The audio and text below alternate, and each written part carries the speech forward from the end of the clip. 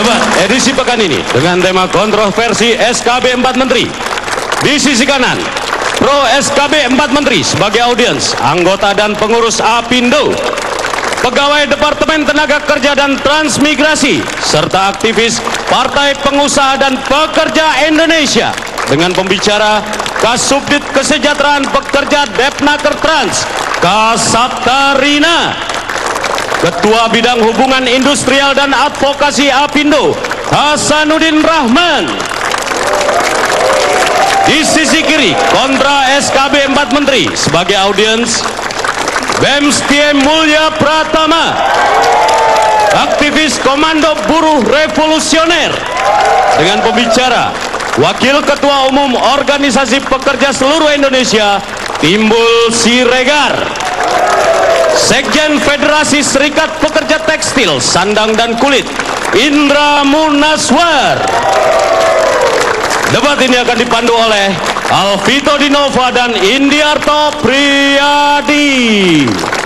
Dari Studio TV One, inilah debat. Untuk kesekian kalinya, kaum buruh berada di level terakhir untuk mendapat kesejahteraan. Dan itu menjadi tidak adil. Bukan untuk kesekian kalinya buruh nggak tahu kondisi sehingga akhirnya ngotot aja minta kenaikan, minta kesejahteraan. Padahal kondisinya sama-sama susah. Bukan ngotot, tetapi melihat bahwa ada yang tidak adil di sini. Iya. Mereka rasanya kok tidak pernah diajak bicara. Oke. Minta aja terus. Akhirnya pengusaha tutup, terus jadi pengangguran semua. Tidak seperti itu. Karena menurut saya bahwa mereka juga bisa mengerti asalkan diajak ngobrol. Seperti apa situasinya? Bisa. Kita lihat.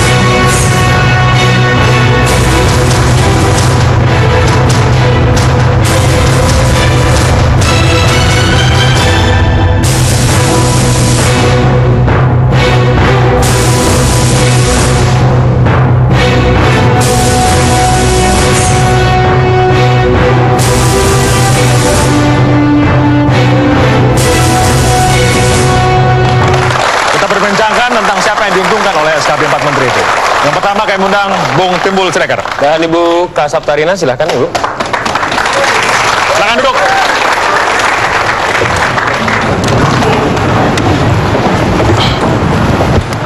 Bu Saptarina, saya rasanya bahwa kaum buruh itu selalu yang terakhir, disuruh ngerti, disuruh paling tidak enak, gajinya nggak naik-naik, kesejahteraannya yang terakhir lah gitu kira-kira. Semangatnya kan seperti itu SKB 4 Menteri ini.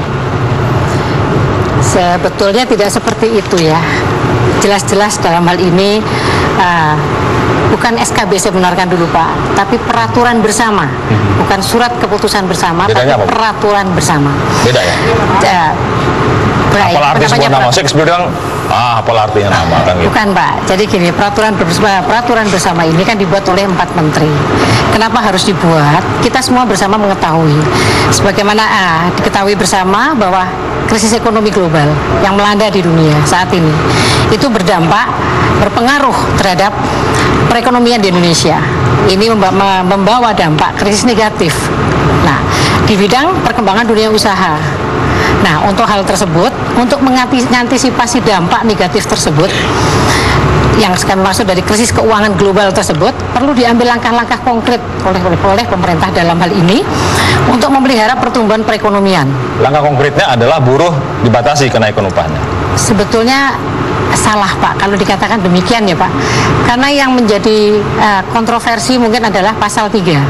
Tadi sudah kita lihat bersama di dalam ayat tayangan bahwa dikatakan bahwa gubernur dalam menetapkan upah minimum mengupayakan agar tidak melebihi pertumbuhan ekonomi. Anda melihat seperti itu?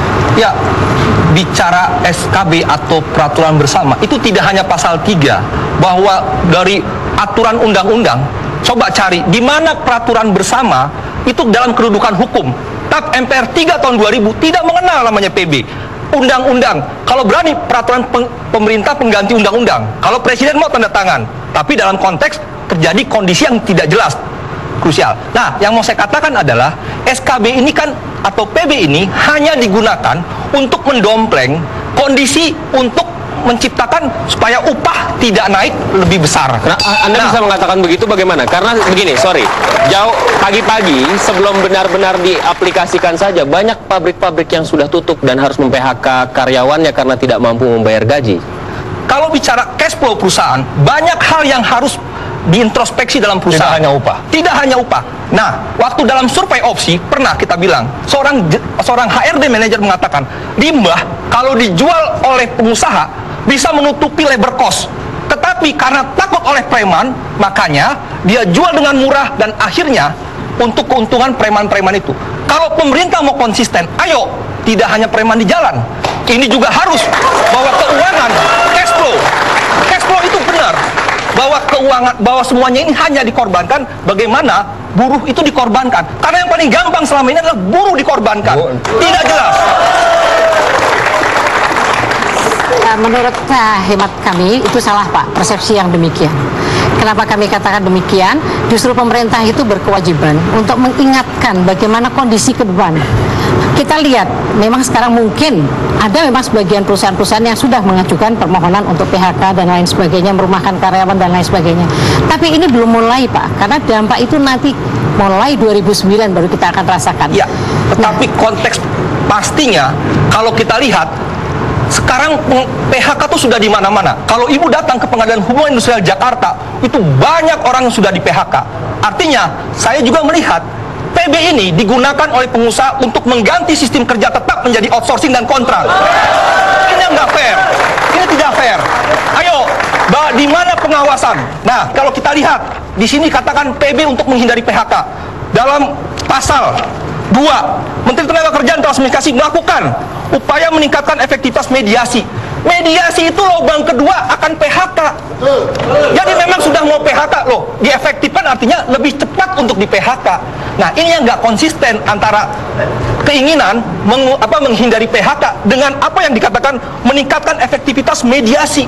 Mediasi itu kan setelah bipartit, mediasi, PHI, MA. Artinya mediasi ini dipercepat untuk mempercepat PHK. Ini a priori, saya khawatir Anda a priori saja. Ini fakta. A priori Dikatakan saja. meningkatkan efektivitas. Kalau mau di sini disebutkan meningkatkan efektivitas pengawasan. Di mana pengawasan sekarang? Di mana pengawasan?